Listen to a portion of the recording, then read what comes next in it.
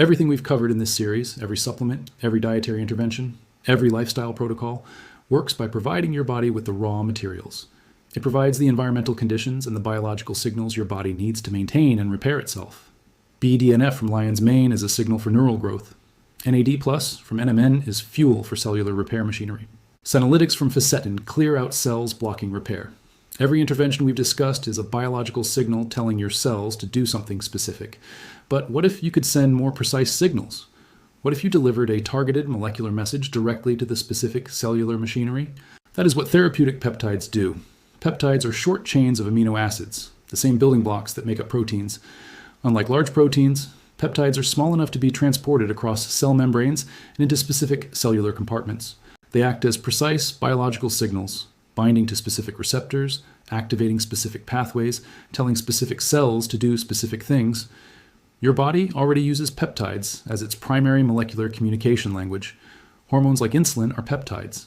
Neurotransmitters like oxytocin and vasopressin are peptides. Growth hormone itself is a peptide. The language of self-regulation is the language of peptides. Therapeutic peptide research has identified specific synthetic and naturally derived peptides that can activate biological processes that age has suppressed. Processes like growth hormone release, telomerase activation, and BDNF amplification. Neuroinflammation suppression and synaptic plasticity restoration. This is the frontier of aging science. Not the distant future, the present accessible frontier. By the end of this video, you'll understand 4 of the most research-supported peptides for cognitive aging after 50. What they do, how they work, and how to think about incorporating them into our protocol. Let's start at the beginning. Before we discuss specific peptides, let's establish a clear understanding of what makes peptides biologically distinct from the supplements we've been discussing throughout this series.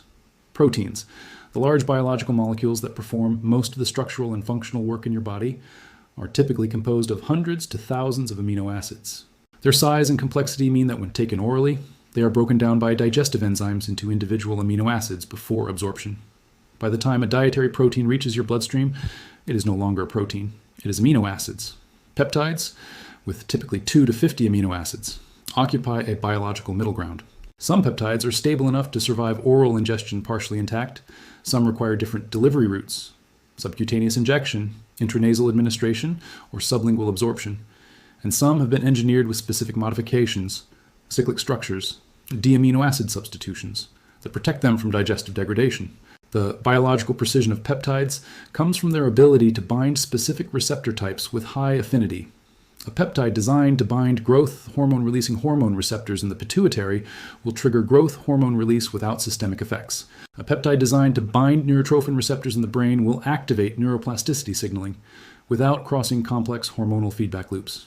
This precision, the ability to activate specific biological pathways, is what makes therapeutic peptides so exciting for aging science. And it is what distinguishes them from the broader acting supplements in our protocol. Now, an important caveat that I want to be upfront about before we discuss specific peptides. The research landscape for therapeutic peptides is significantly less mature than the research on the supplements and lifestyle interventions we've discussed. Much of the foundational research comes from Russian and Eastern European research institutions, conducted primarily in the 1980s through 2000s, with study designs and publication standards that are not always equivalent to the peer-reviewed standards of Western academic journals. This does not mean the research is wrong. It means it should be interpreted with appropriate context. Where Western peer-reviewed replication of these findings exists, and for several of these peptides it does, I will note it specifically. Where the evidence base is primarily from Russian research, I will say so, and you can weigh that accordingly. The peptides that have generated the most interest for cognitive aging are BPC-157, epithalon, Selanc, and Cmax. Let's go through each one. BPC-157, body protection compound. 157 is a pentadecapeptide, a 15 amino acid peptide, derived from a protein found in human gastric juice. It was originally discovered by Croatian researcher Dr. Predrag Sikiric, who identified it as a naturally occurring compound with extraordinary tissue healing properties.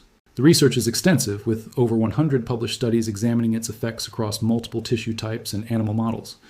It is one of the most extensively studied peptides, even if it is not yet widely discussed in mainstream media. The primary mechanism involves upregulation of the growth hormone receptor, specifically in peripheral tissue. This amplifies the effects of endogenous growth hormone. It also promotes angiogenesis, the formation of new blood vessels and damaged tissue. By restoring blood flow and activating the nitric oxide signaling pathway, it supports recovery across multiple tissue types. For brain health specifically, research has revealed several mechanisms. First, BPC-157 modulates dopamine signaling in the brain. Studies found it normalizes dopamine receptor sensitivity, essentially recalibrating the dopamine system that aging progressively disrupts. Dopamine decline after 50 contributes to reduced motivation and cognitive drive. BPC-157 addresses this through a unique receptor-level mechanism. Second, it has demonstrated significant neuroprotective effects in models of traumatic brain injury and ischemic damage. It reduces neuroinflammation and promotes neuronal survival by activating VEGF, which supports both blood vessel growth and direct neuroprotection. Third, BPC-157 modulates serotonin and GABA systems, which are relevant to mood regulation, anxiety, and sleep quality. Research found anti-anxiety effects comparable to pharmaceutical options, but without the sedative effects or dependency risks. BPC-157 can be administered subcutaneously or orally. While the oral form has lower bioavailability, it still produces meaningful systemic effects. This may occur through the gut-brain axis and vagal nerve signaling. Typical research doses range from 250 to 1,000 micrograms. It occupies a regulatory gray area in most Western countries. It is neither an approved drug nor a prohibited supplement in many jurisdictions. Always research the regulatory status in your country and work with a physician familiar with peptide therapy. Epithalon, the telomerase activator. Epithalon is a tetrapeptide, 4 amino acids, developed by Dr. Vladimir Kavinson in St. Petersburg, Russia. Kavinson has spent over 4 decades studying short peptides derived from animal gland extracts, called cytomedins, that appear to regulate specific organ systems. Epithalon is the synthetic version of a naturally occurring peptide called epithalamin, found in the pineal gland. Its most documented biological effect is telomerase activation. Research found that epithalon significantly increased telomerase activity in somatic cells, produced measurable telomere lengthening, and reduced the proportion of senescent cells in tissue. This is the same Nobel Prize-winning mechanism that rebuilds chromosome caps. Epithalon appears to be one of the most potent natural telomerase activators identified. Epithalon research has shown improvements in circadian rhythm regulation through its effects on melatonin production. This supports the sleep architecture protocols for cognitive health. Epithalon is typically administered subcutaneously or intranasally. It is significantly more affordable than other compounds for equivalent telomerase activation research dosing. The evidence base is primarily from Russian research. While the mechanistic case is strong and plausible, independent Western replication standards are not yet fully met. Celanc, the anxiety cognition peptide. It is a synthetic heptapeptide derived from the immune-modulating peptide tuftin, modified to enhance stability and bioavailability. Celanc has been approved as a pharmaceutical for treating anxiety disorders and cognitive dysfunction. This approval is accompanied by an extensive clinical research base. Celanc's primary mechanism involves the modulation of the GABA-A receptor system, producing anxiolytic effects without sedation or cognitive impairment. For cognitive enhancement, Celanc increases BDNF levels and reduces anxiety-driven cortisol.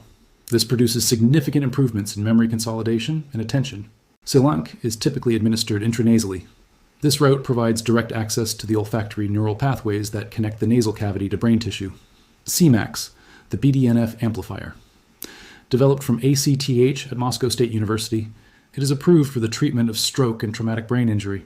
Cmax's primary mechanism is direct amplification of BDNF expression. Research reports increases of 2 to 4 times baseline in the hippocampus and frontal cortex.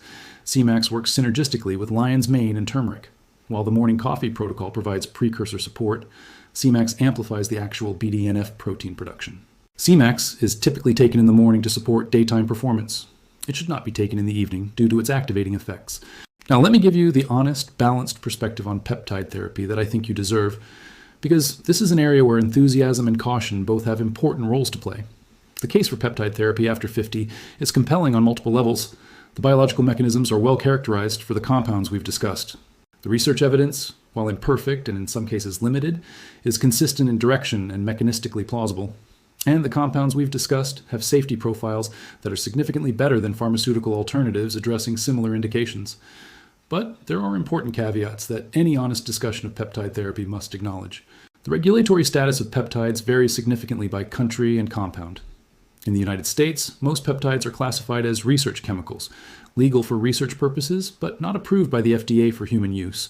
This means they are not subject to the manufacturing quality controls that apply to pharmaceutical drugs. Purity and dosing accuracy can vary significantly between suppliers. Anyone using these compounds needs to source from reputable suppliers with third-party testing. The independent replication standard, the gold standard of scientific evidence, is not yet fully met for most of these peptides in Western literature. The Russian research tradition is rigorous, but publication transparency differs from journals like Nature, Cell, or the New England Journal of Medicine. This does not mean the findings are wrong. It means they should be held with appropriate epistemic humility. Peptides, as biological signaling molecules, can have off-target effects that are not always apparent in shorter duration research protocols. The long-term safety profiles of most therapeutic peptides are not established with the confidence we would want before making definitive recommendations. My honest guidance for adults over 50 considering peptide therapy is this: treat it as the frontier that it is, not something to dismiss. The mechanisms are real, and the potential upside for cognitive aging is significant, but not something to adopt without caution. Source carefully, start with lower doses, and monitor your response. Ideally, work with a physician who has experience with peptide therapy and can provide appropriate oversight. The foundations we've built represent the most evidence-mature foundation for cognitive health. Build that foundation first. Peptides represent the next layer, more potent in their specificity, but less mature in their evidence base. For adults who want to explore this, the sequence I would suggest starts with Celanc for its anxiety cognition mechanism, then Cmax for its direct BDNF amplification with clinical trial evidence, then BPC 157 for its broad tissue protection and dopaminergic effects, and Epithalon for its telomerase activation, with the understanding that this has the most limited replication. Each should be approached with the minimum effective dose, adequate sourcing verification, and ideally physician oversight. 22 videos. And with peptides, we have reached the frontier where established science meets emerging possibility. Let me show you how peptides connect to and amplify the foundation we've built. Cmax amplifies BDNF, the mechanism from video 1, through direct transcriptional upregulation in hippocampal and cortical tissue. The lion's mane and turmeric create favorable conditions for BDNF expression. Cmax turns up the volume on the BDNF signal itself. These are complementary approaches that together produce more BDNF support than either achieves alone. Celanc addresses the cortisol cognitive impairment pathway that we identified across multiple videos, particularly videos 7, 10, and 16.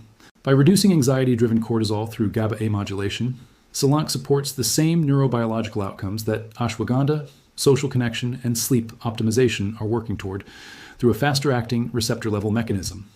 BPC 157 supports the dopaminergic system that osteocalcin, video 14, also supports through its direct neurotransmitter synthesis effects. Two mechanisms supporting the same motivational and cognitive drive circuitry from different angles.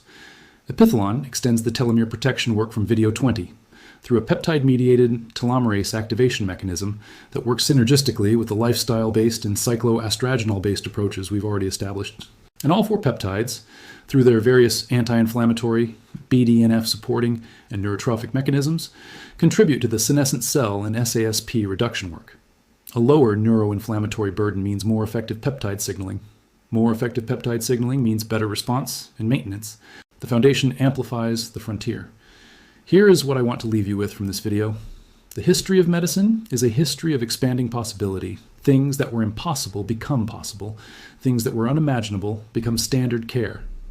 The senolytic research was science fiction 20 years ago. The NAD plus research was fringe 5 years ago. Peptide therapy for cognitive aging is where we are right now, at the edge of what is proven and what is possible. The biology is real. The mechanisms are established. The early evidence is compelling. The full clinical validation is still being built. That is not a reason to dismiss it. It is a reason to watch it carefully, and to do so thoughtfully with appropriate medical guidance. The most important thing, as always, is that you have the information. What you do with it is your choice. Here's your action step for this week.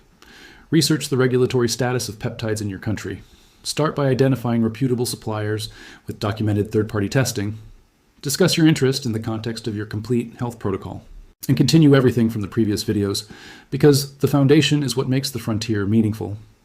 Coming up next week, we are going into the specific genetic variants that affect how you respond to the interventions in this series. APOE4, the most significant genetic risk factor for Alzheimer's, and what specifically APOE4 carriers should prioritize differently in their protocol. MTHFR variants and their impact on folate metabolism, methylation, and brain health. It is the most personalized video we have produced. Subscribe now, turn on notifications, share this with someone who is ready to explore the frontier of brain health science. Thank you for 22 videos. Stay sharp, stay curious, stay vital. I will see you next week.